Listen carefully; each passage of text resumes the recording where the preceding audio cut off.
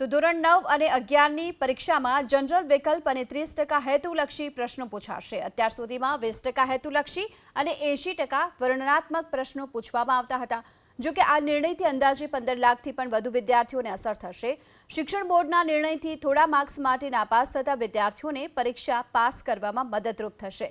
રાષ્ટ્રીય શિક્ષણ નીતિ અન્વયે ધોરણ 9 અને 12ની પરીક્ષા પદ્ધતિમાં એક સૂત્રતા જળવાય એ હેતુથી શૈક્ષણિક વર્ષ 2024-25થી ધોરણ 9 અને 11ની હાલની પરીક્ષા પદ્ધતિમાં ફેરફાર કરી અને સરળીકરણ અંગેનો નિર્ણય કરવામાં આવ્યો છે।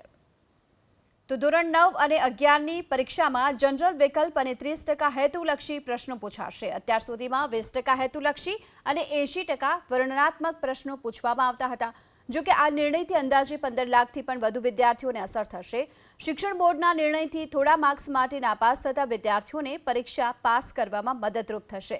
રાષ્ટ્રીય શિક્ષણ નીતિ અન્વયે ધોરણ 9 અને 12ની પરીક્ષા પદ્ધતિમાં એક સૂત્રતા જળવાય એ હેતુથી શૈક્ષણિક વર્ષ 2024-25થી ધોરણ 9 અને 11ની હાલની પરીક્ષા પદ્ધતિમાં ફેરફાર કરી અને સરળીકરણ અંગેનો નિર્ણય કરવામાં આવ્યો છે।